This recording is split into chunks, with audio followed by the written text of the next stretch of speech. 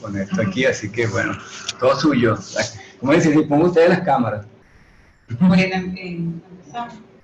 Bueno, vamos a hacer un poquito formalito, pero porque la otra vez no fue así. No, pero yo no sé que te quedaron las palabras. Pero bueno, de verdad que... No, es por efecto de la edición de video, por eso. Entonces vamos a hacerlo formal. ¿Ok? El día de hoy, 8 de diciembre del año 2017, se presenta la tesis, el trabajo especial de grado de las doctoras Margaret Alexandra Mateo Calderón y Vigmari Teresa Pérez Gómez para optar por el título de especialista en dermatología y sifilografía, intitulado Virus papiloma humano, citología y reacción en cadena de polimerasa en hombres, parejas sexuales de mujeres, estando como jurado la doctora Mari Carmen Ferreiro y el doctor Francisco Franco. Va a iniciar la exposición la doctora Vigmari Teresa Pérez Gómez. La doctora Margaret Alexandra Mateo Calderón, a continuación. Ajá, entonces ya te voy a pasar el control. Sí. Buenos días.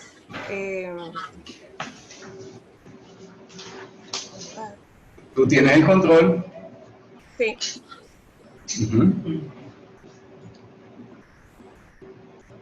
Sabemos bien que la infección genital causada por el virus del papiloma humano es una de las enfermedades de transmisión sexual viral más frecuentes y representa un problema para la salud pública debido al alto costo que cada día va en aumento y para todo lo que es el cual cada día observamos que se coloca un poco más difícil de tener. Su alta tasa de mortalidad debido a que está vinculado en íntima relación con el cáncer de cuello uterino y cáncer en otras áreas del organismo. Las pruebas moleculares para la detección del virus del papiloma humano son sensibles y específicas. Entre esas tenemos la reacción de cadena de polimerasa, pero su alto costo se nos hace un poco imposible. La Organización Mundial de la Salud solamente en el año 2011 reportó que se presentaron 30 millones de casos nuevos en el mundo relacionados con la infección del papiloma humano.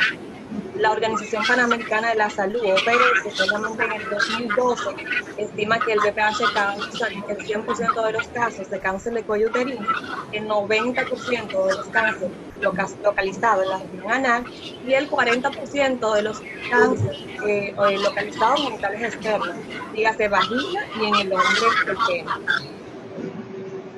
La asociación del VPH en la patología del cáncer del cuello de útero se ha asociado bastante con una infección persistente de un tipo oncogénico del virus, y es por ello que existen pruebas eficaces para la detección del mismo, pero la misma no siempre están disponibles, como les decía anteriormente.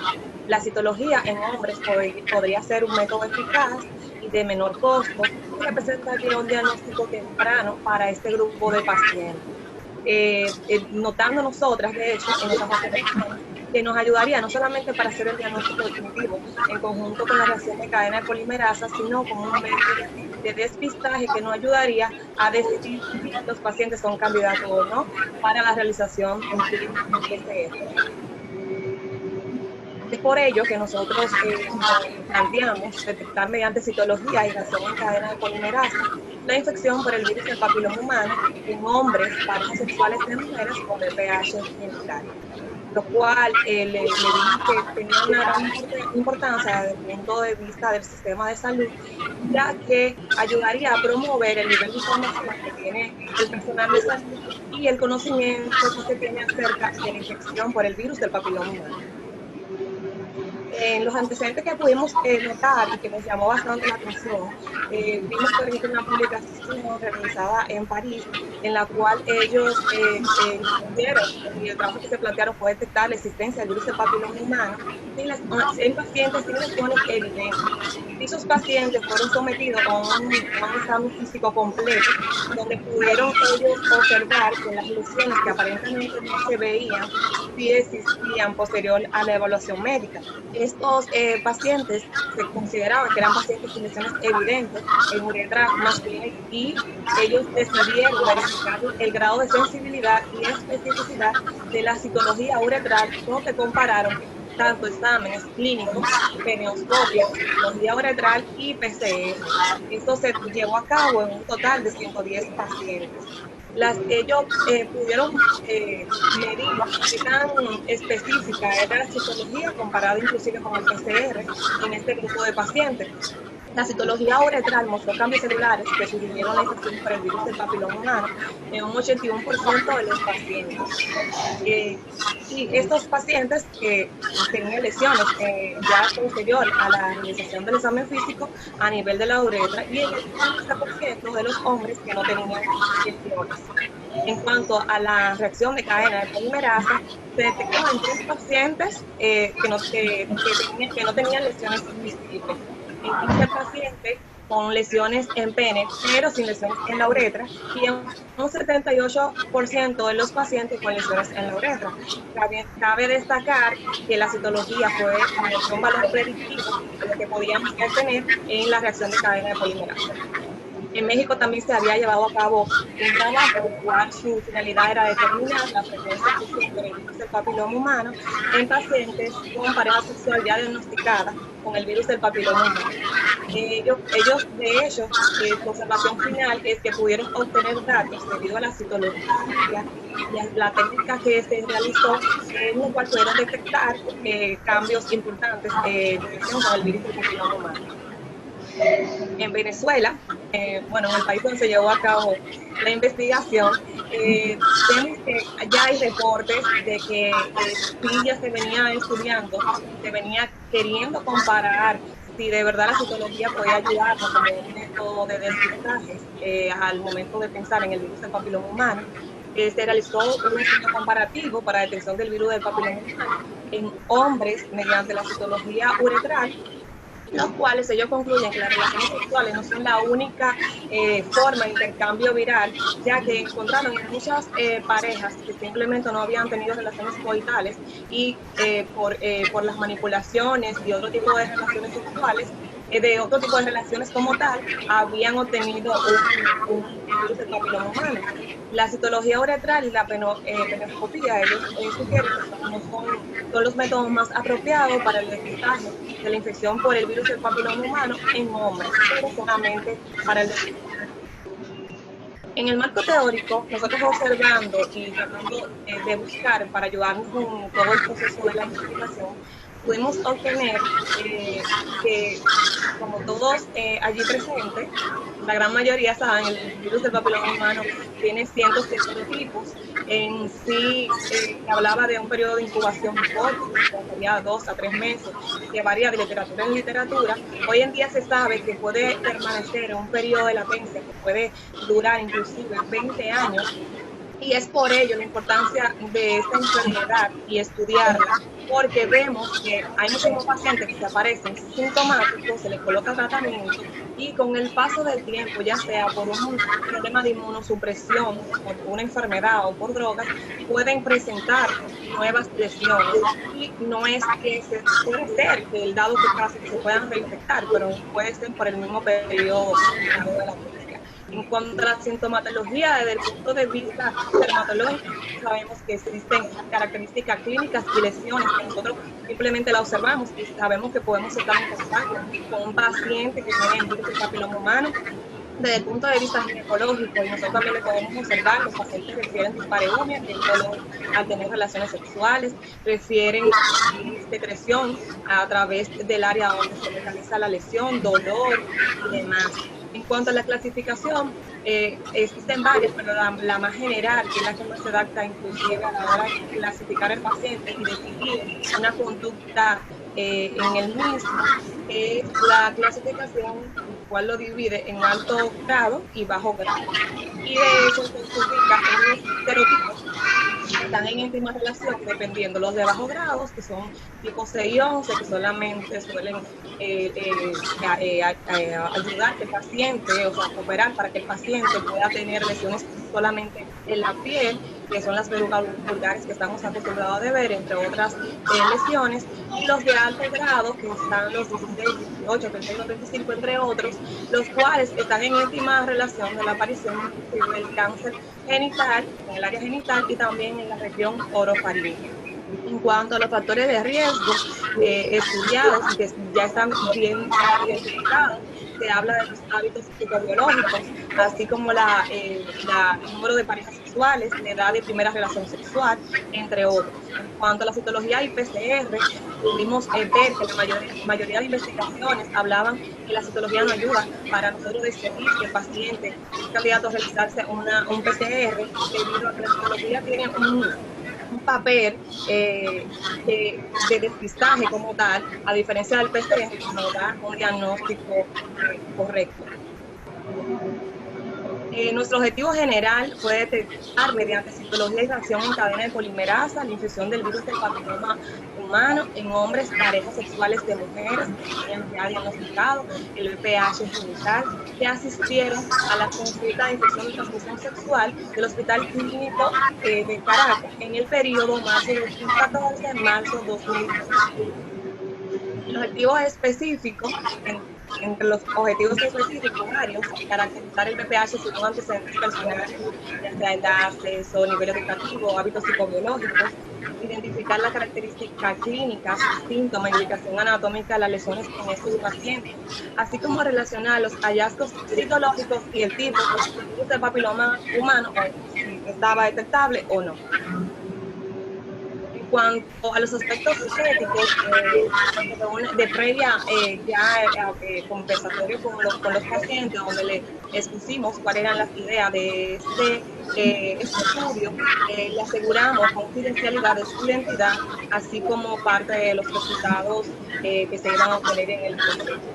Se realizó un consentimiento informado previa participación en el presente trabajo y no se realizó ningún procedimiento que pusiera en situación de minusvalía ni en modo alguna la seguridad e integridad de los pacientes. En cuanto a los métodos, se realizó un estudio efectivo transversal con una población que estaba conformada por hombres con VPH genital y mujeres con VPH genital y su pareja sexual que asistieron a la consulta de infección de transmisión sexual del Hospital Clínico Universitario de Caracas en el periodo marzo 2014, marzo 2015. Al principio del estudio teníamos un total de 35 parejas, las cuales no cumplieron con todos los criterios establecidos por la presente investigación, y es por ello que solamente quedó un total de 24 parejas. Es un estudio de intencional y no probabilidad. En cuanto a nuestro criterio de inclusión, paciente con diagnóstico de infección por el virus del papiloma humano, pareja de pacientes con el diagnóstico ya establecido, parejas de mujeres con infección por el virus del papiloma humano genital y su evaluación y seguimiento en el periodo comprendido antes descrito, pacientes cuyos procedimientos fueron realizados en la consulta de infección de transmisión sexual, pacientes sin diagnóstico de infección por el virus del papiloma humano fueron descartados, excluidos del estudio, parejas de pacientes con diagnóstico de papilomatosis genital que se negaron a participar en el estudio, hombres, parejas de hombres con el virus del papiloma humano genital, pacientes cuyas pruebas y citología reportaron insuficientes, por lo cual no pudimos realizar el diagnóstico certero, parejas de pacientes con diagnóstico de papilomatosis genital que no acudieron a la consulta para ser evaluados. En la recolección de los datos, realizamos una ficha general, descriptiva, un interrogatorio directo con el paciente, se obtuvieron un grupo de informaciones del mismo, en el cual se tomó lo que es la edad, el sexo, el nivel educativo, hábitos psicobiológicos, la característica clínica, y también se iban colocando los resultados en el orden que se iban obteniendo. Se realizó un método de observación directa con una evaluación clínica previa, solicitud de autorización que se hizo tanto a nivel del Hospital Clínico Universitario y también vía la universidad, revisión bibliográfica y documental, selección de los individuos que conformaron la población y la muestra, y diseño y validación del instrumento como aplicación del instrumento y el análisis final. A cada pareja sexual se le informó sobre el método y el procedimiento a utilizar, se les entregó el consentimiento informado para la afirmación y negación de todas las preguntas, se dedicó a la preservación de la confidencialidad antes descrita, se recaudaron datos de interés clínico mediante un formato de boleta en forma. Cuanto a la obtención de la muestra, sabemos que a nivel de la uretra femenina, de la uretra masculina, lo que se hace es una posición a nivel de lo que es el cuerpo en un periodo de algunos 15 segundos. Luego tomamos un isopunisto, por el cual fue embebido en solución fisiológica. El mismo se entró a nivel del meato uretral a unos 2 centímetros aproximadamente. Se realizó un giro para obtener la muestra y esta se colocó encima de ortogeco. Así mismo también lo hicimos para la colocación de lo que es el PCR a nivel de frasco. Las muestras fueron procesadas en el laboratorio Alsolar y los resultados fueron entregados a cada paciente en la consulta de infección de transmisión sexual. Inclusive, como parte del protocolo, nosotros teníamos solamente de entregar la muestra, pero también no solamente nos limitamos al trabajo, sino que se le dio el seguimiento correcto al paciente hasta conseguir resolución de su sintomatología y pertinencia. Las muestras citológicas obtenidas en la pareja sexual se procesaron con la coloración de rutina de Papá Nicolau. En la elaboración de las muestras penianas se hizo la modificación de Bethesda, el cual nos dice que el éxito morfológico debe venir de negativo positivo para malignidad, sospechoso o no concluyente para malignidad, y también nos reporta la satipia de células escamosas. En el caso de los hombres, una muestra peniana, se hace una modificación al de las mujeres. En vez de ser NIP cervical, aquí se llama NIP, que significa la célula intraepitelial de pene de bajo grado, no intraepitelial de pene, que puede ser de bajo grado o alto grado. Entonces aquí tenemos la NIP 1, NIP 2 y NIP 3. En el tratamiento estadístico, las variables fueron continuas, se calculó la media y la desviación estándar de las variables nominales en frecuencias y porcentajes. Un estudio descriptivo, los resultados de tabla de una y dos entradas, no se requieren pruebas significativas para hacer la parte estadística, y se hizo la aplicación del JMP 11.0 en el análisis de datos. Continúa mi compañera Bismari con ustedes. Ok, ahora después de toda esa recolección de los datos obtuvimos los siguientes resultados. Dentro de las características de la muestra según datos epidemiológicos de las parejas, tuvimos, como les había comentado Margaret previamente, un total de 24 parejas. La edad promedio aproximadamente por sexo fue 29 más o menos 11 para el grupo de masculinos y 27 más o menos 11 para el grupo de las féminas. Encontramos de forma irrelevante. No, que ella, Margaret, devuélvenos el control. Ay, sorry.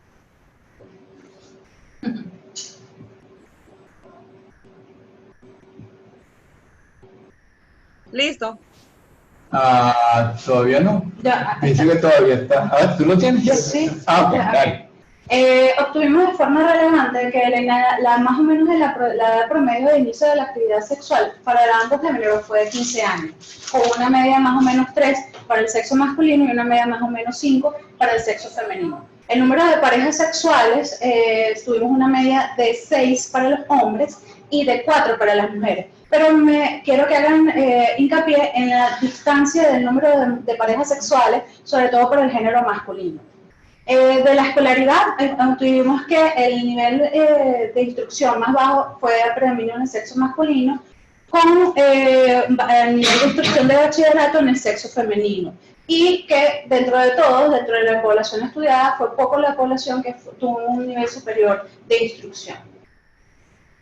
Aquí les voy a presentar un poco más.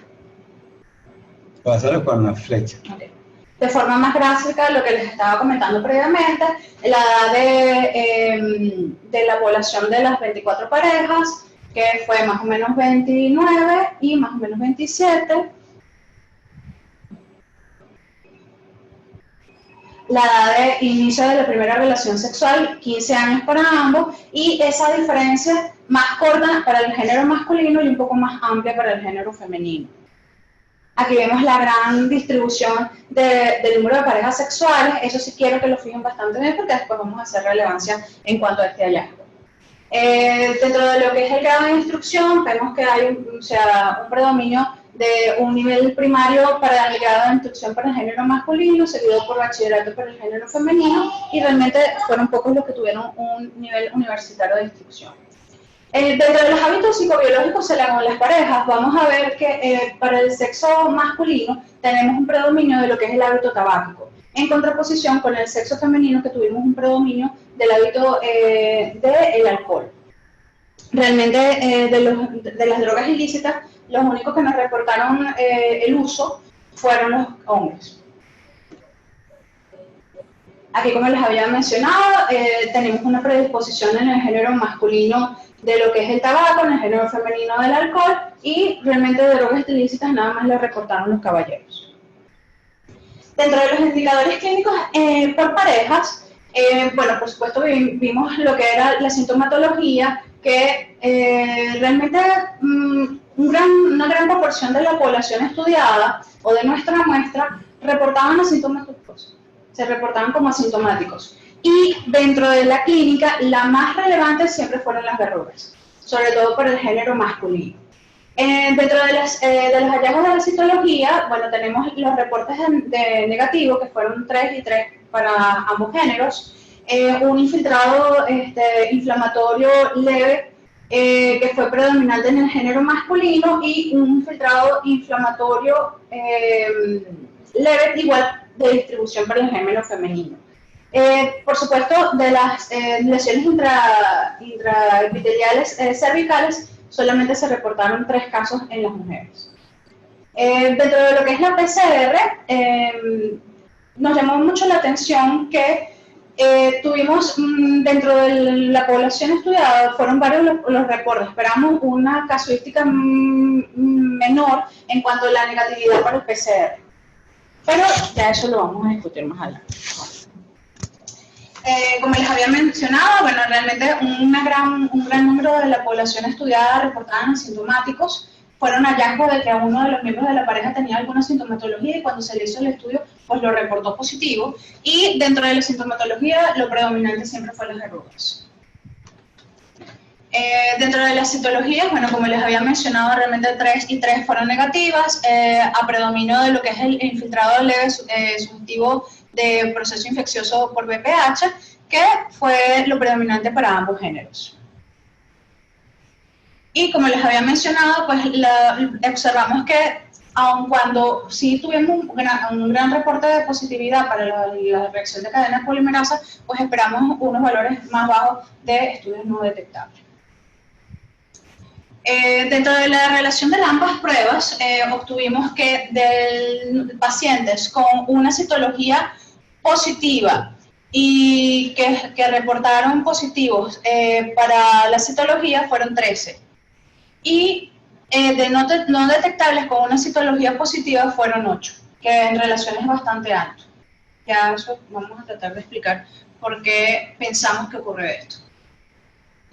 Para el género femenino encontramos más positividad para los estudios de PCR que en el mismo género masculino. Pienso que ahí ya nos vamos a estar. Bueno, primero que nada, recordar que el cáncer del cuello uterino, dentro de las patologías, ocupa el tercer lugar a nivel mundial de causa de morbimortalidad. En Latinoamérica ocupa el segundo lugar, siendo solamente precedido por el carcinoma de mama. El VPH es la causa principal de asociación de desarrollo. El VPH es la causa principal de asociación del desarrollo del carcinoma uterino. Se conoce que el virus del papiloma humano es una de las infecciones de transmisión sexual más común. De hecho, lo que nos dicen los maestros es que el 80% de la población mundial tiene y tendrá VPH. Ahora bien, solo una pequeña fracción de esos pacientes que han estado expuestos o que han tenido infección por virus del papiloma humano van a permanecer como portadores crónicos. Esto es relevante porque estos portadores crónicos son los que posteriormente van a evolucionar a lesiones premalignas y malignas. Y de allí que dentro de la gran población, la mayoría de los asintomáticos o portadores crónicos asintomáticos vamos a ver que son los del género masculino. Esto va a representar un riesgo para la población femenina que a posteriori va a desarrollar el carcinoma de cuello uterino. Por eso es que se habla de que aun cuando en la población femenina no tengas una gran diversidad en tu número de parejas sexuales, existe aún así una alta probabilidad de que desarrollen virus papiloma humano con sus posteriores riesgos. Por eso, la exposición al VPH en cualquiera de los géneros es muy alta. O sea, inclusive las mujeres con una o dos parejas, ya la probabilidad es aún mayor que en el mismo género masculino. Y eso es importante. Por supuesto, después vamos a hablar de lo que son los determinantes de la evolución de la infección por virus papiloma humano, que eso viene mediado por lo que son la idiosincrasia del individuo, su predisposición genética, su capacidad de respuesta inmune. En la mujer hablamos de los métodos anticonceptivos como los anticonceptivos orales, que no usan métodos de barrera, la edad de inicio de la relación sexual, que es uno de los datos más importantes. Como les había mencionado, las infecciones persistentes se ven con menos frecuencia en hombres, y por ello que son los de más riesgo para ser portadores asintomáticos. Y justamente esto es lo más relevante de lo que queremos llegar o hacer hincapié en nuestro estudio, de que detectar prontamente a esos portadores asintomáticos, porque son fuente de infección para otros individuos. Ya en Venezuela, ¿qué nos encontramos en la población, o sea, en Venezuela como estado? Vemos que en Venezuela no existen estudios oficiales de la prevalencia del virus papiloma humano, aun cuando es una de las enfermedades de transmisión sexual más frecuentes. Se habla que en el Centro de Información sobre el virus de papiloma humano y cáncer cervical, que depende única y exclusivamente de la Organización Mundial de la Salud, no cuenta con datos de la población venezolana, ni en cuanto a frecuencia ni en cuanto a genotipo.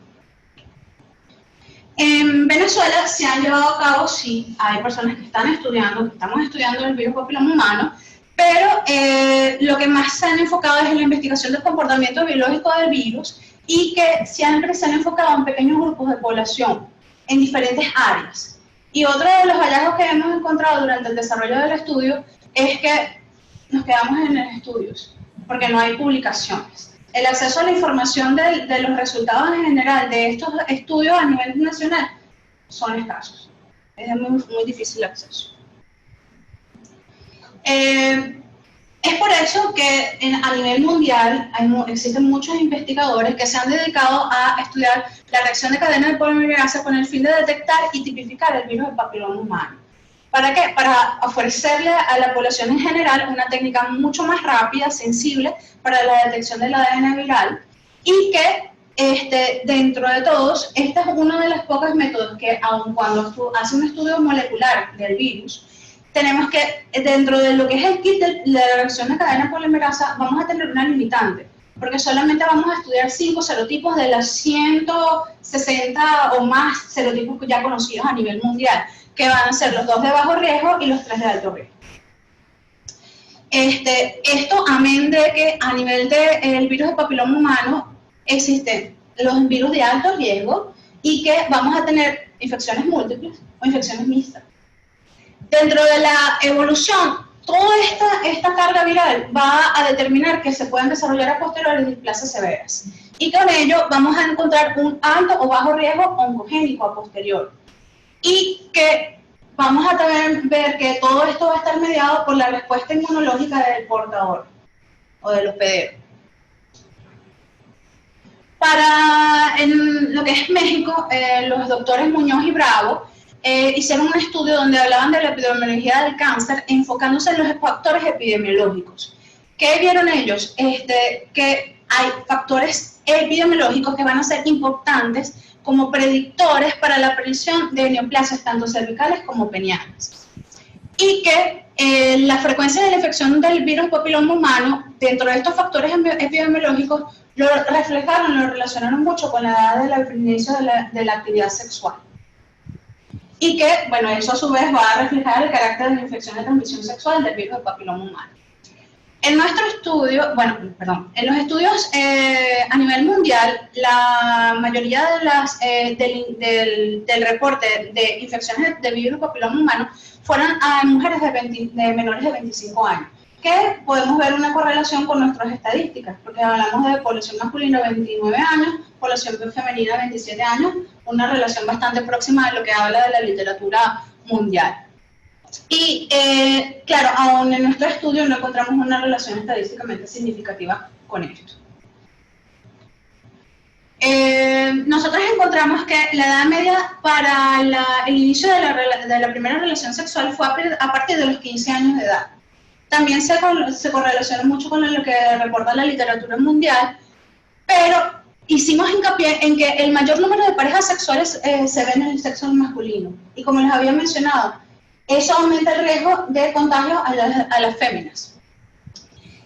También encontramos en nuestro trabajo que los hombres y mujeres, y que coincide con lo que reporta la literatura mundial, que hombres y mujeres con un nivel educativo más bajo son los que van a reportar un mayor número de parejas sexuales. O sea, que van a ser nuestra posición de mayor riesgo, ¿sí? Amén del sexo masculino. Y que aunque la prevalencia del VPH no se va a modificar con el nivel de instrucción, sí se va a modificar con el número de parejas sexuales.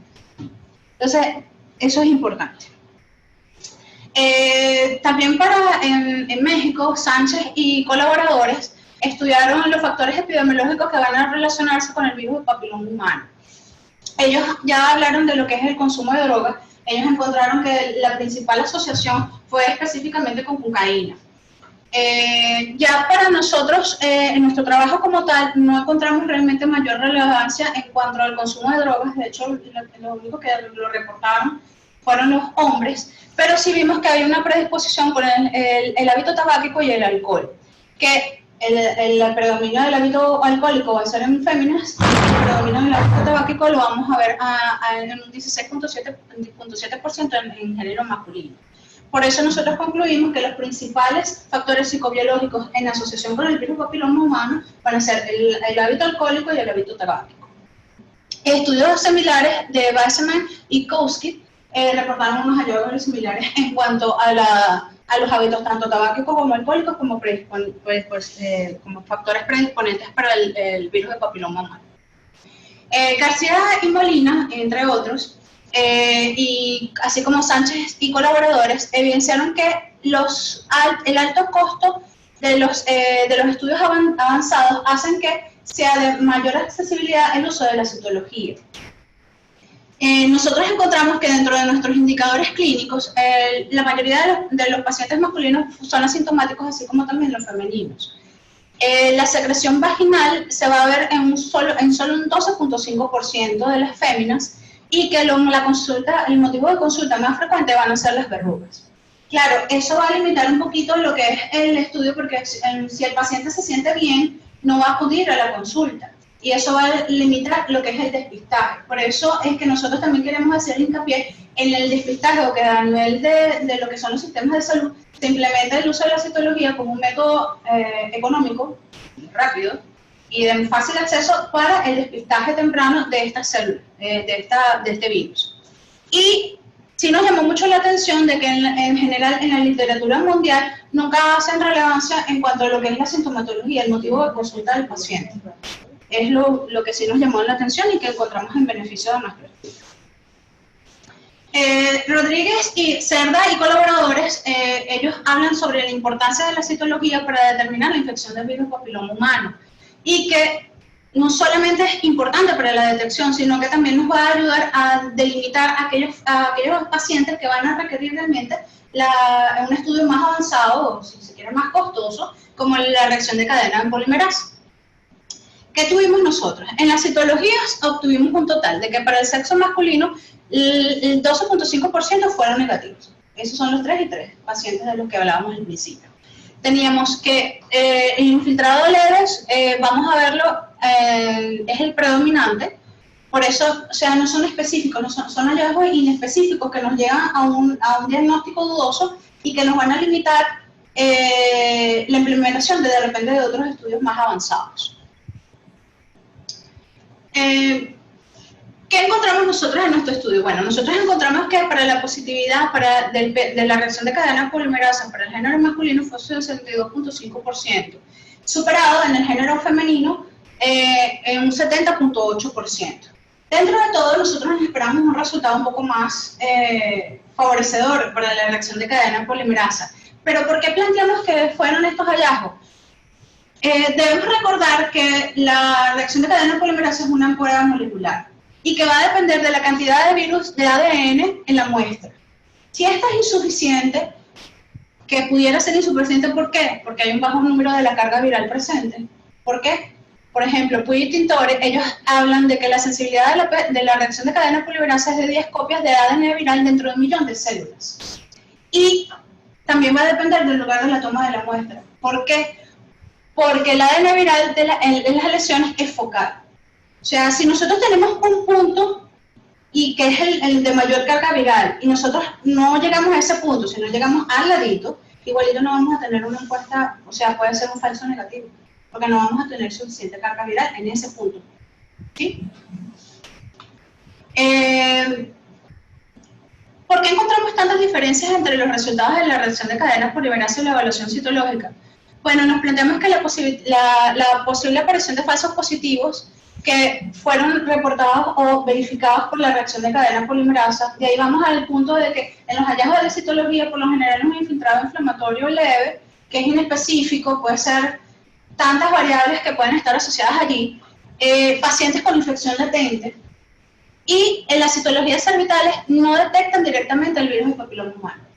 Entonces, eso puede ser de los condicionantes de esa divergencia en cuanto a los dos estudios. ¿Cómo concluimos nosotros nuestro trabajo? Bueno, existen diversos factores psicobiológicos en relación a la aparición del virus papiloma humano.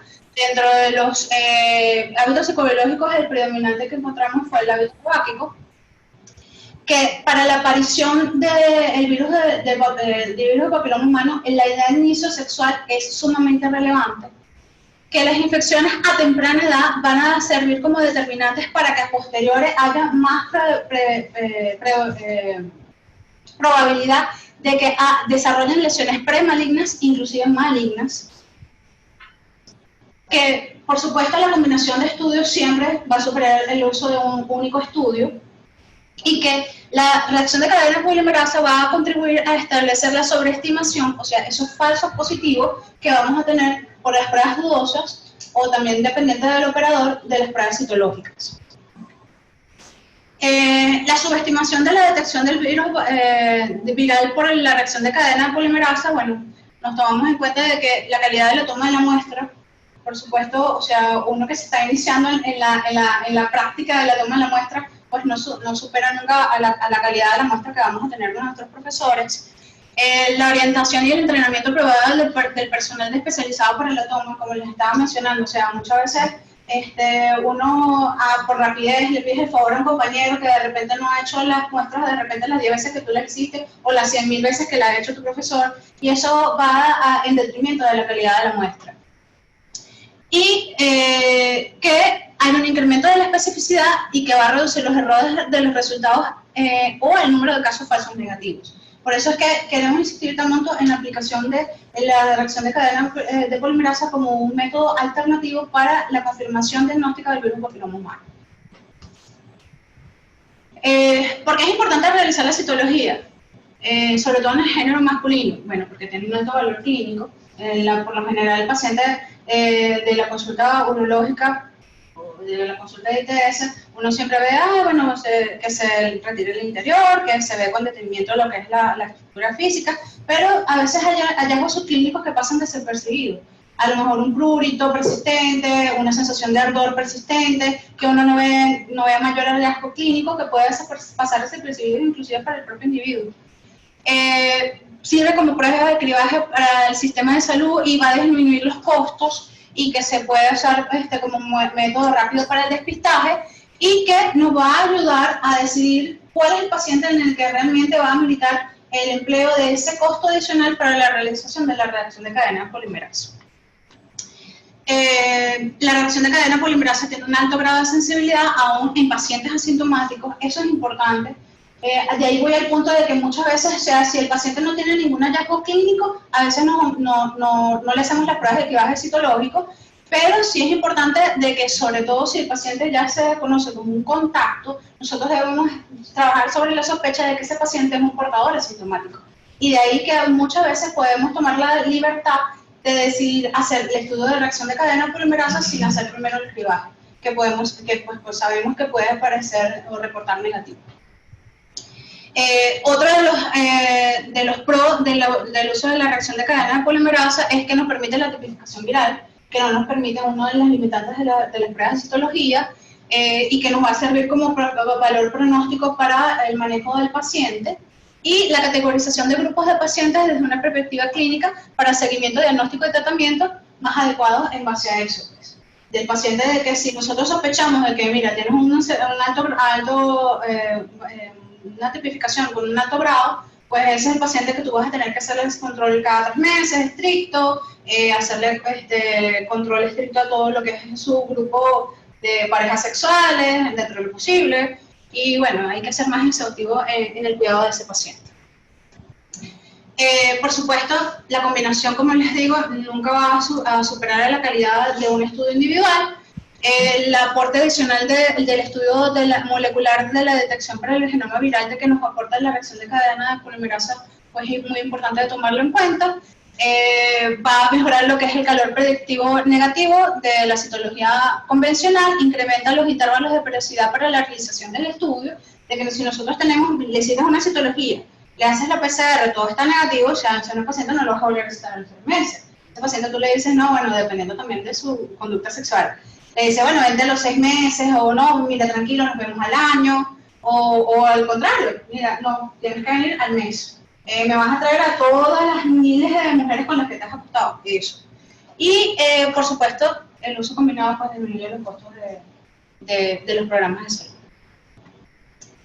¿Cuáles fueron nuestras limitaciones? El pequeño tamaño de la muestra.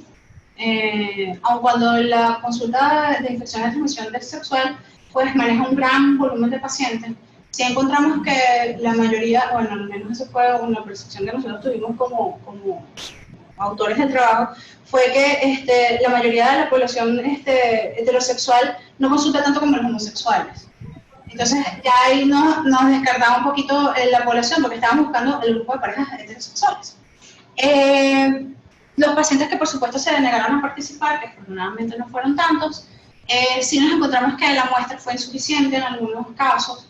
Ahí voy a la pericia del operador y de hecho eso es una de las cosas con las que queremos hacer más hincapié en la capacitación, en el entrenamiento apropiado del que va a tomar la muestra para que sea una muestra de calidad y no perdamos el estudio del costo, ¿no? La recolección de las células del pene, el sistema de reacción de cadena polimerasa, pues tiene una sensibilidad insuficiente para la detección del ADN del virus papiloma humano y que, bueno, por supuesto, tomando en cuenta siempre los costos, sobre todo en la Venezuela actual, pues se hace muy difícil implementarlo como un método de rutina, por eso queremos introducirlo o como hacer la acotación de que cuando es una buena opción, sí limitar un poquito al paciente que realmente pensemos que lo va a militar y eso nos vamos a ayudar con la citología. Dentro de las recomendaciones, bueno, lo que son a los médicos en general, implementar el despistaje mediante citologías seriadas de los pacientes y eso nos va a ayudar a determinar si de verdad van a necesitar el estudio de la reacción de cadena polimerasa, incentivar y entrenar a los especialistas en el área de la toma de las muestras, tanto de reacción de cadena polimerasa como de citología, y para el Ministerio de Poder Popular para la Salud, pues promover charlas dirigidas en cualquier medio, tanto educativo, salud, como organización, de las charlas donde se hable de la importancia de realizar citologías como métodos de cribado y que nos puedan servir como un método para determinar si el paciente realmente va a requerir un estudio más avanzado como la reacción de cadena polimerasa. Por supuesto, promover las campañas educativas, las charlas, conferencias, entre otros, a nivel de cualquier nivel, para masificar el conocimiento sobre el virus del papiloma humano y no solo esto, sino las enfermedades que puede conllevar. ¿Okay? Sí, porque a veces si uno no asusta al paciente, pues no toma conciencia. Establecer estrategias de cribado basadas en la evidencia científica. Si nosotros vamos a la Organización, bueno, no a la Organización Mundial de la Salud, sino a los entes públicos nacionales de salud y nosotros les damos un papel donde dice, mira, este estudio me avala que tú tienes que implementar esto como un método de salud, de promoción, de prevención para tu población nacional, pues va a tener más fundamento que de repente llegar a decir, no, bueno, yo te recomiendo. sino que hagamos estudios de investigación donde hagamos una buena base, un buen fundamento para esta instalación. Expandir los programas de cribado a nivel de zonas bajas, que como vemos son los que los conocen como más de riesgo, pacientes de bajo nivel de instrucción, pacientes con un inicio de relaciones sexuales muy tempranas, y que pues, lamentablemente siempre van a pertenecer a los grupos de estatus sociales más bajos, pues no son nuestra población de mayor riesgo. Estimular la investigación de los hombres, parejas sexuales de mujeres, porque a veces viene la pareja femenina y el hombre lo dejamos por ahí y ya vimos que es el paciente que va a tener más recambio sexual, que es el paciente que dentro de todo nos interesa también captar muy bien, porque es el que va a servir como fuente de infección para otro gran número de población. Promover el desarrollo de vacunas que demuestran su efectividad contra los tipos carcinogénicos del virus papiloma humano. Implementar programas de educación sexual que lleven a reducir las conductas que aumentan los riesgos de infecciones de transmisión sexual en general, no solamente del virus papiloma humano. Colaborar e incentivar estudios científicos que se enfoquen en el refinamiento de los métodos diagnósticos para el virus papiloma. También queríamos hacer hincapié de que muchas veces nos hace falta no solamente establecer lo que es la epidemiología del virus, o la epidemiología o los estudios que son como los más los de más rápido uso, como para el despistaje rápido, sino que también deberíamos promover aquellos estudios que sean más específicos que la reacción de cadenas polimerasas, claramente los costos, que van a ser una gran limitante, pero sí es importante que se hagan esos estudios genotípicos, porque, o sea, esa característica del mismo virus es lo que va a determinar la progresión hacia un cáncer cervical o un cáncer peniano. Nos va a ayudar a ver qué factores coexistentes, si hay relación de esos virus que están en mixtos de bajo grado, alto grado, o dos de alto grado, o dos de bajo grado, que se pueden potenciar entre sí, o que pueden favorecer que eso desarrolle posteriores lesiones malignas o premalignas, y también en la búsqueda de tratamientos específicos para el tratamiento, ¿no? Y eso es todo. Gracias.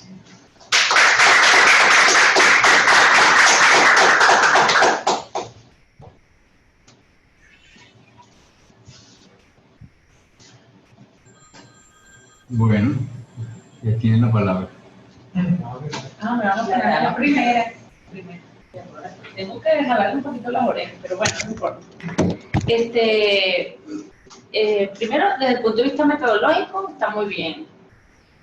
Tuvieron muy claras las cosas que tenían que buscar y les dio el trabajo. O sea, eso es un éxito, ¿no? Quiere decir que la muestra fue más o menos bien recolectada, que ustedes aplicaron muy bien su método científico y obtuvieron resultados. No son ustedes las únicas, sino otras que han hecho trabajo de este tipo, en particular con este mismo tema, porque hemos tenido muchas tesis en los últimos años, pues les ha pasado.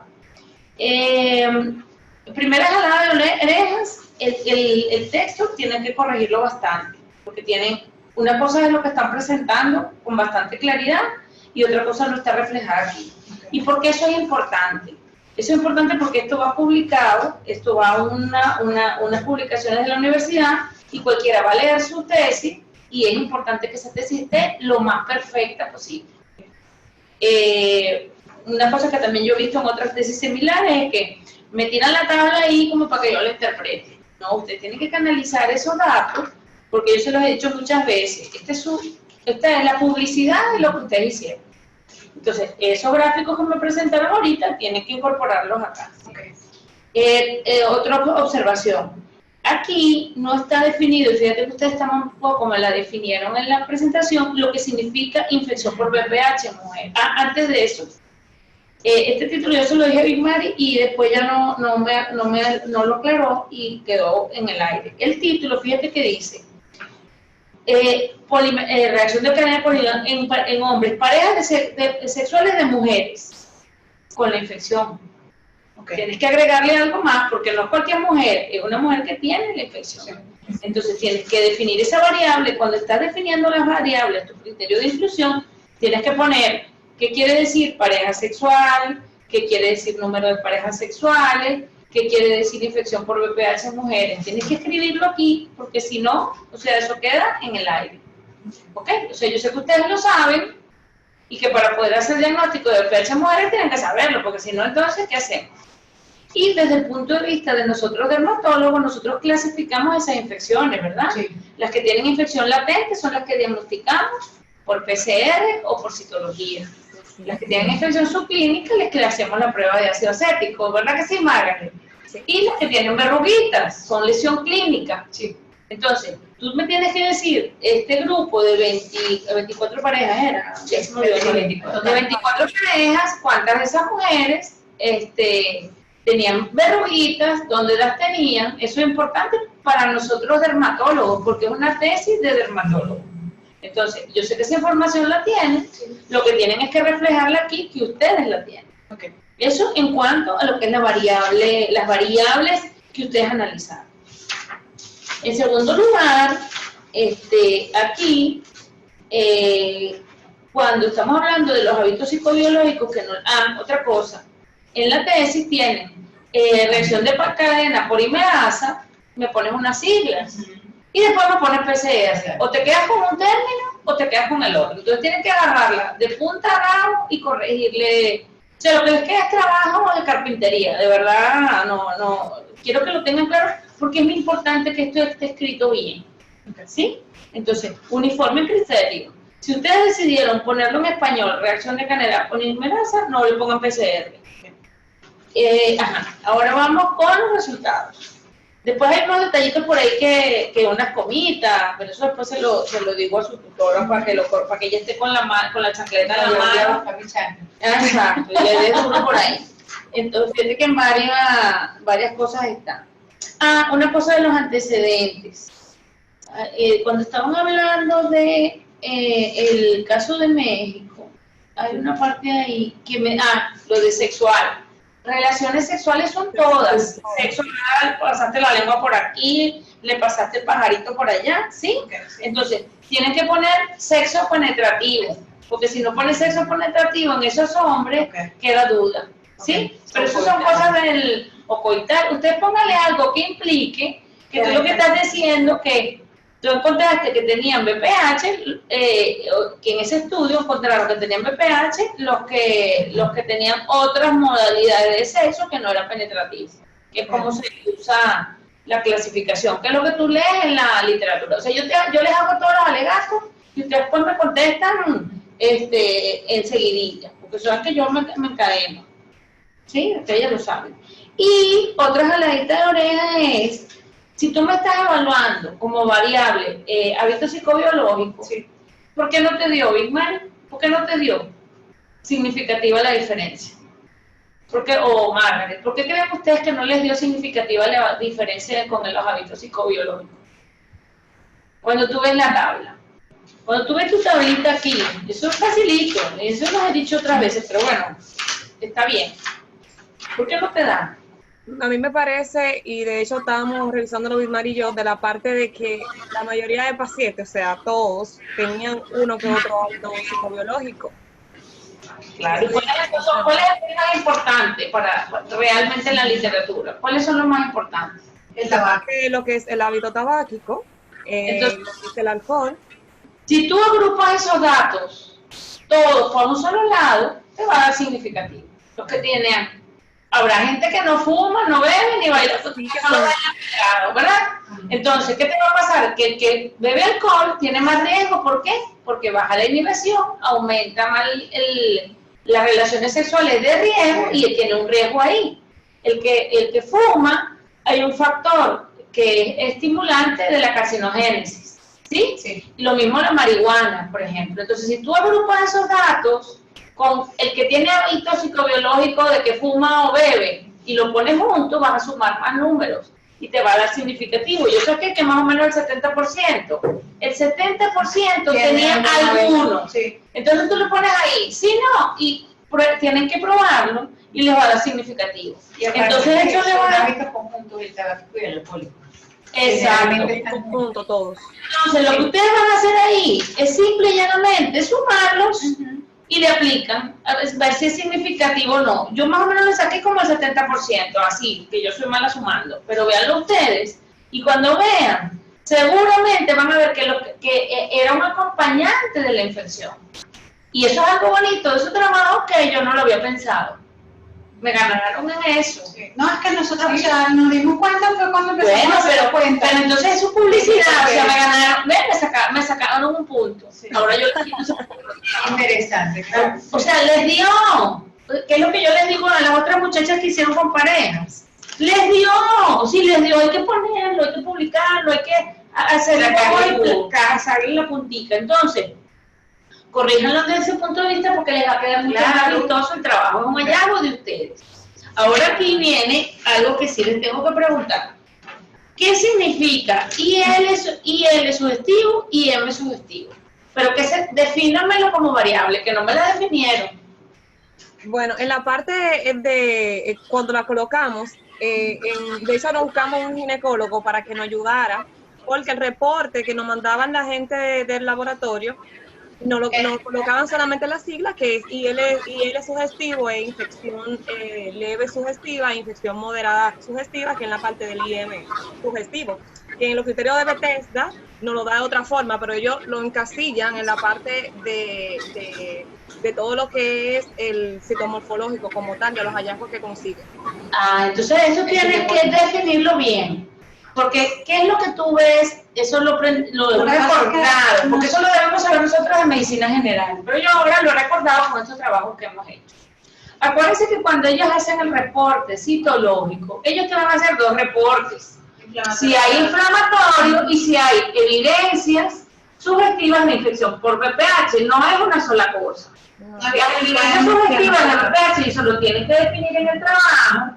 Ahí cuando tú describes lo de Bethesda, tienes que decir, lo perinuclear, núcleo, no sé qué cosa. Eso te define cuando son cambios coilocíticos. Por ejemplo, cuando hay cambios coilocíticos, ¿qué es? Cuando hay cambios cíticos coilocítico es simplemente que ellos están viendo un desplazamiento del núcleo. Ahí nos agarramos de la histopatología, ¿verdad? Sí. Entonces, coilocitosis es indicativo de infección latente. Cuando hay cambios nucleares, es indicativo de infección activa. Entonces, tú me tienes que definir en el escrito, porque yo ayer decía, pero ¿y qué es esto? ¿Qué están hablando estas mujeres? Pero ahora, claro, cuando lo hablaron, dije, no, que me están pegando los dos diagnósticos. Tendrías que haberle hecho al menos una rayita aquí, y tienes que definirlo como variable. La definición al lado. En la tienes que hacerle una rayita a Margaret, donde dice inflamatorio leve, rayita, sugestivo.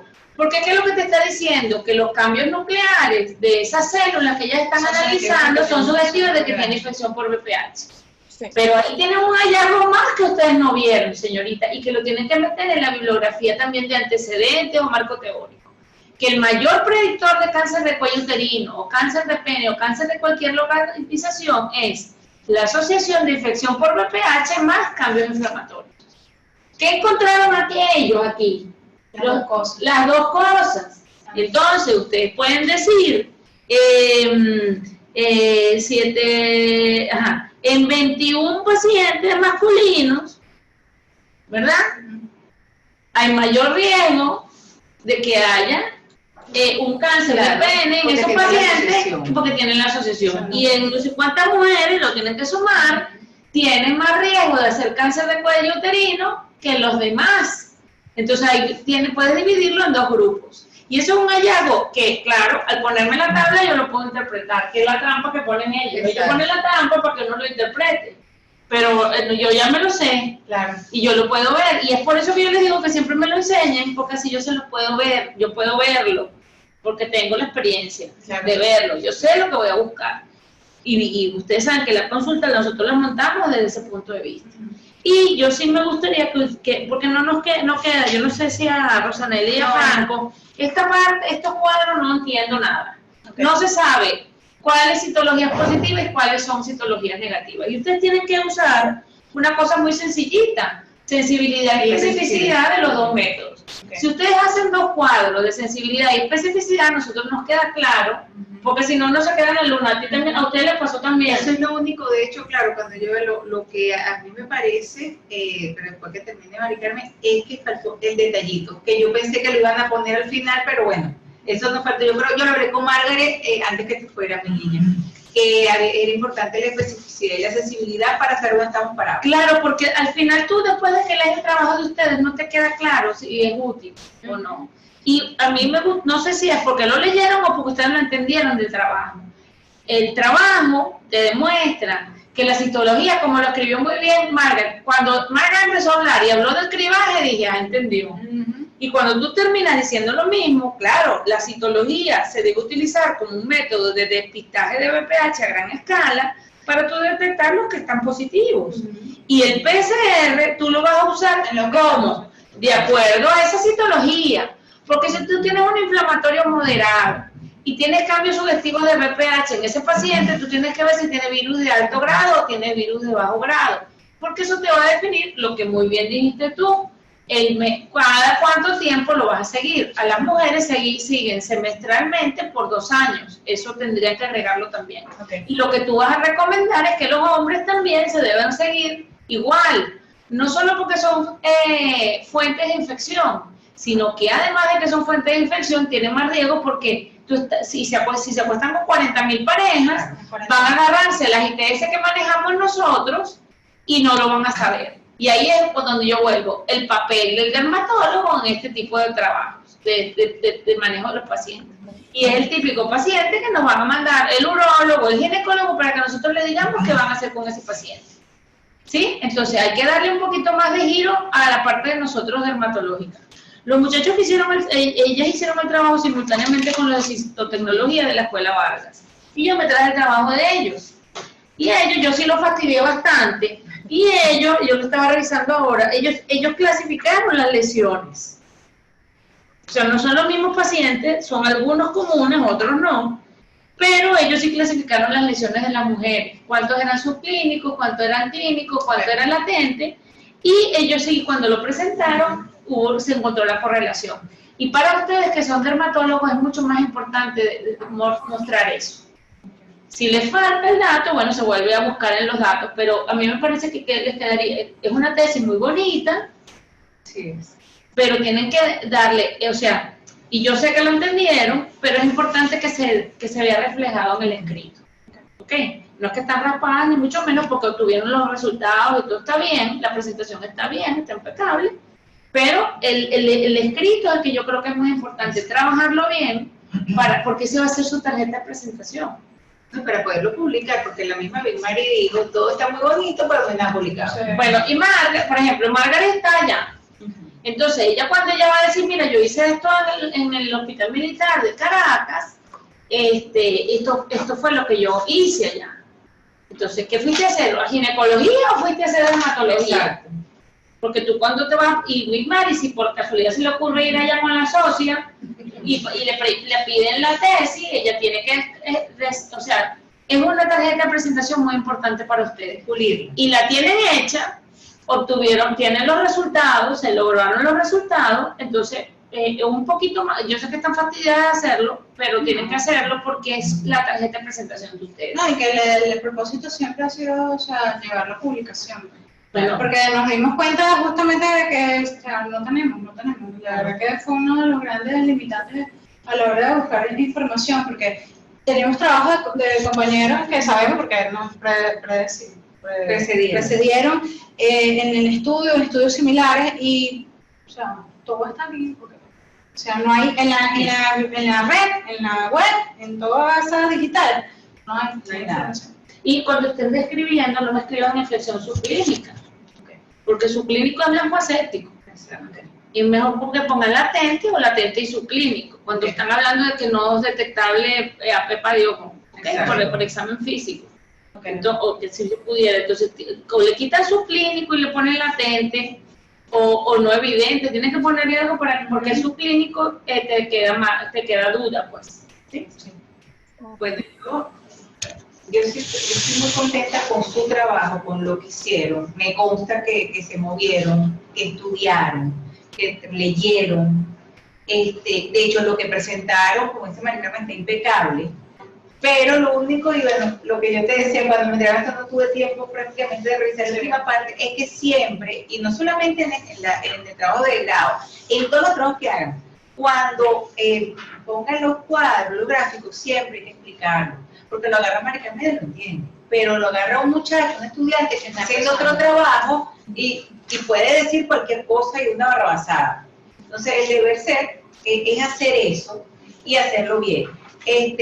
No te preocupes, Margarita, yo me reúno con Vilmari, vamos a pulir esto. Este es un diamante en bruto, pero hay que pulirlo.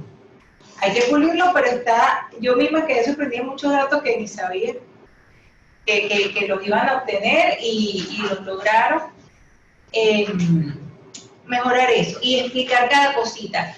Los trabajos de grado tienen que explicarlo como para gente que nunca en su vida haya trabajado en eso. ¿Ok? Que cuando lo vaya a leer esté todo, cada variable. Por eso es que se fastidia, que ven lo que explica la variable, pero es que tienen que hacer. Por ejemplo, en mi otro trabajo, Rosanelli. Pero yo las ayudo. Sí, no, eso es carpintería, sí, yo también se lo corrijo. Por ejemplo, ellos, mira, al final, porque yo los tenía obstinados. Exacto. Y ellos pusieron en cuáles había concordancia. Mira el gráfico final de ellos. ¿En qué porcentaje de concordancia encontraron entre un paciente y otro? Porque lo que hicieron es contraponer un paciente con el otro. Entonces, es cuestión de presentación. Claro, y que lo tienen ahí. Lo que es que lo que hicieron aquí, ponerlo aquí, para que quien lo lea, no lo va a tener Mira, enfrente. Latente, su clínica y clínica. Entonces, ellos te lo muestran, hombres y mujeres, y te ponen el total. Entonces, tú ya sabes cuántos tenían verrugas nada más. Por eso que tienes que definir la variable, cuál era tu criterio para diagnosticarlas como BPH. Okay. Que tuvieran verrugas vulvares, bueno, es un criterio. O que tenían en vulva y en cuello, es un criterio. O sea, ustedes lo ponen como ustedes quieran. Fíjense que yo no se los marqué, ustedes lo decidieron, como lo decidieron ellos también. Lo que pasa es que, claro, ellos me lo presentaron a mí como, bueno, también lo presentaron corriendo, como una semana antes, y yo estaba que les pegaba 4 gritos. ¿Qué van a presentar ahí? Yo digo, esto va a ser un desastre. Y yo me quedé loca cuando yo lo presentaba. Exacto. Porque ellos mismos después que yo les corregí lo que les tenía que corregir, no, eso después volaron. Y fue muy bonito porque ellos eran una muchacha y un muchacho. Y le tocó a él dar la última parte. Entonces todo el mundo le echaba broma, bueno, y entonces, ¿qué vas a hacer? Me tengo que ir a hacer la citología. Claro, ya no solamente, sino por delante también.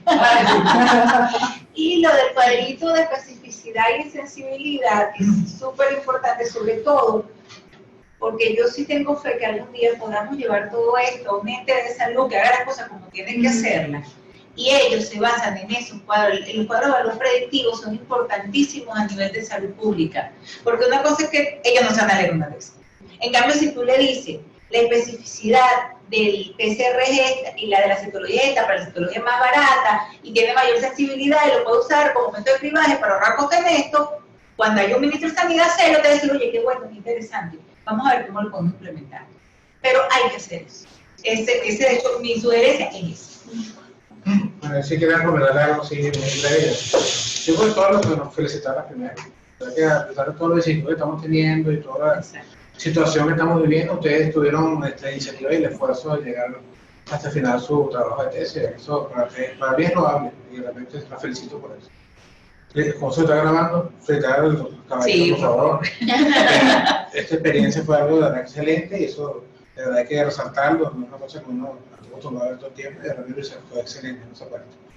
La otra es felicitar a la tutora, porque a pesar de que tienen lo mismo, vive igual que nosotros. En esta situación ella se tomó su tiempo para con los muchachos dedicarle horas que son de un valor imprescindible para ella, indispensable para su vida, y tomó su tiempo para dedicarse a ustedes para esa parte. Y la asesora que fue la que le dio el espacio, los pacientes. Para ella lo ve. Muchachos. A la consulta, por supuesto, que la doctora siempre ha sido parte importante de nuestro programa, ¿no? es un anexo, no es parte de nuestro programa. Y entonces, era agradecerle, como siempre, el hecho de que tome tanto tiempo por el caso de nuestros estudiantes, corrigiéndolo con su fase maternal y su fase paternal, las dos. Porque realmente lo hace excelente. Esto no lo hizo por la razón. Para los comentarios todos fueron hechos. Hasta la parte de la corrección, toda fue hecha. La parte le tocaría más bien al tutor, en este caso, plasmar nuevamente la historia. Yo considero, mi manera de pensar es que aquí lo dijeron todo. Exacto. Pero aquí le faltó todo lo que dijeron. Exactamente. Porque les quedó maravilloso lo que expusieron. Se ve que manejan todos los términos, se ve que manejan a profundidad las características de cada una, que manejan bien las variables, que manejan a profundidad todo lo que necesitan saber. Pero eso necesita verse plasmado aquí. Realmente me parece que uno leía una cosa y ustedes ponen otra, pero realmente la exposición fue excelente. Entonces necesitamos que eso se vea reflejado aquí. Que todas esas variables ustedes conocen, que toda esa profundidad que llega hasta la parte ecológica, la parte dermatológica, de cada una de esas variables se vea aquí plasmada para que realmente se entienda mejor. Que todo lo que vieron en los gráficos se vea aquí, que todo lo que vieron en las tablas se vea aquí, para que realmente uno sea más fácil leerlo y tan agradable como es. Realmente esa es la única parte que quiero comentar. Quizá una conclusión de la parte final, ustedes colocaron ahí, por ejemplo, lo de la parte del estatus socioeconómico con respecto a lo que es el riesgo del VIH, etcétera. Y obviamente, una cosa que se sabe, una cosa que muchos manejan, etcétera, pero eso no es parte del trabajo al final. Uno saca como una conclusión, pero no se habló de estatus socioeconómico, solo fue nivel educativo, ¿no? Cosas así. Sí, lo que pasa es que sí no lo llegamos a tocar dentro de la... La conclusión es que independiente del estatus socioeconómico, es nivel educativo. Tú puedes tener la misma relación entre poblaciones en cualquier nivel, en cualquier estatus socioeconómico. La misma promiscuidad, o peor ahora, en cualquier estatus socioeconómico. Esa es una cosa que realmente es difícil de acelerarlo como ustedes se verán, y que solamente el estatus socioeconómico uno debe pensar siempre con paradigma y que sabe que es así, pero es porque tiene que ver con muchas otras cosas. Muchas otras variables ustedes no lo han manejado, sino que lo nombraron al final, como una bombita. Pero bueno que esa parte la pudiéramos. Eso no lo quitaron. Y la Se la otra, quitaron. exacto. Y una pregunta así por la manera de reflexión, como algo, cuando ustedes me respondan, ¿qué les pareció? Si yo sé que el modo estándar les mueve esto citológico, ¿no? Ustedes que son de la cuna de la dermatoscopia, pueden utilizar otro método de diagnóstico predictivo, como por ejemplo videoscopia, dermatoscopia, colposcopia. ¿Por qué no utilizamos? Bueno, realmente lo que usamos de rutina en la consulta de infecciones de transmisión sexual es la laminita. O sea, la evaluación clínica del paciente, la toma de muestras, GRAM, gota, o sea, Gruesa. rápido, gota gruesa. No tenemos a la disponibilidad para el colposcopio.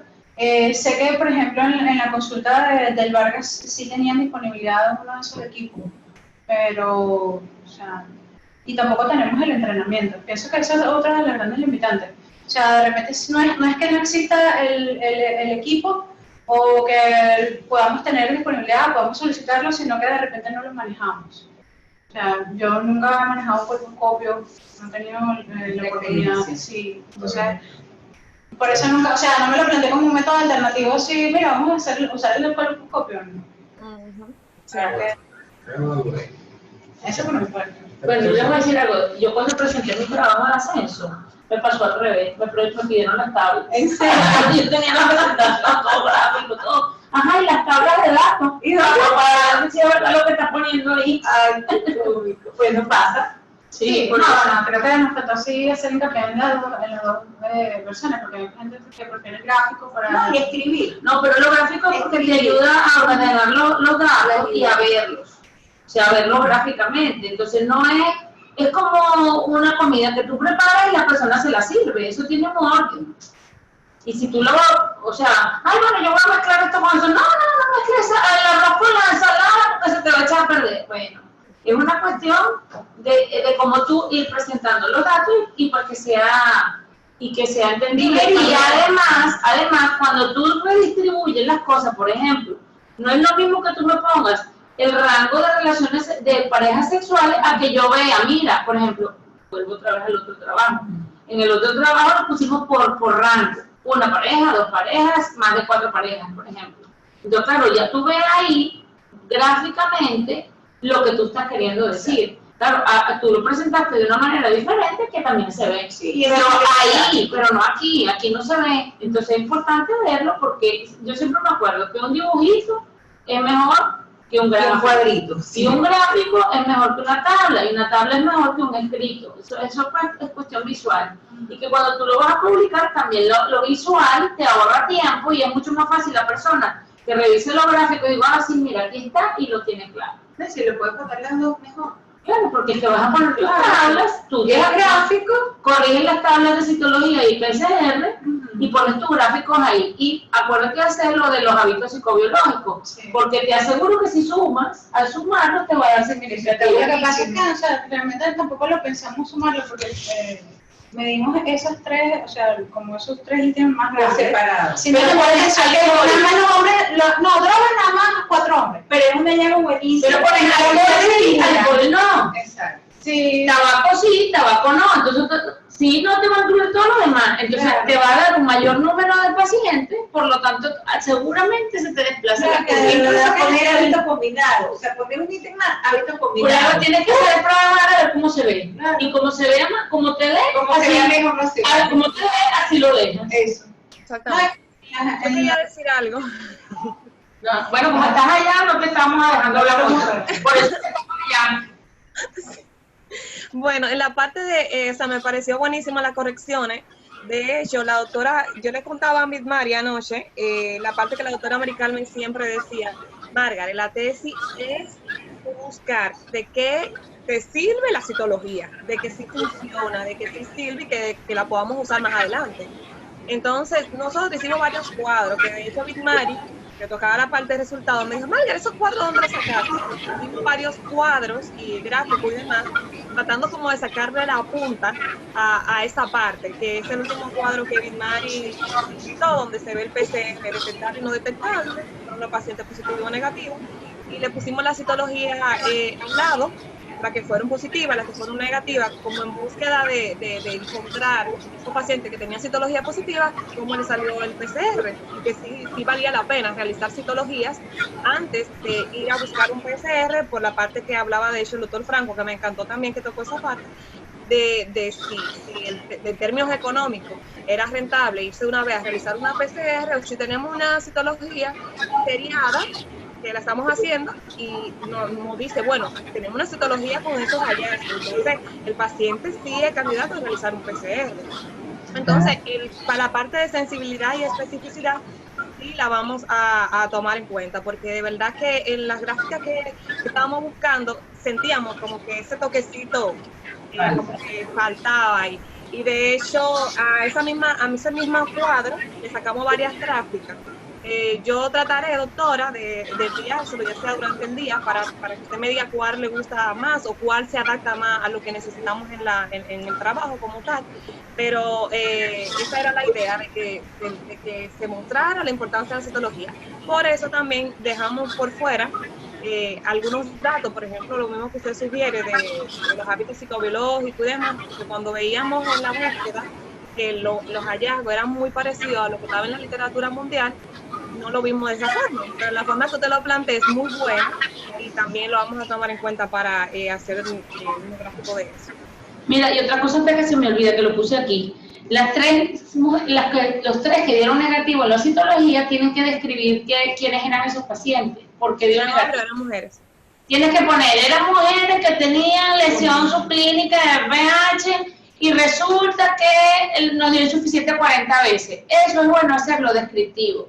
Okay. Cuando son 2 o 3 pacientes, tú los nombras, los defines, dices cómo eran. Porque si tú dices, bueno, ¿y por qué habrán dado negativo? Entonces tú ese dato, esa información se la das en los resultados, de manera que se plantee esa pregunta, se la responde el mismo. O sea, es describir por qué ellos fueron diferentes, por qué dieron negativo, porque si tú... el resto.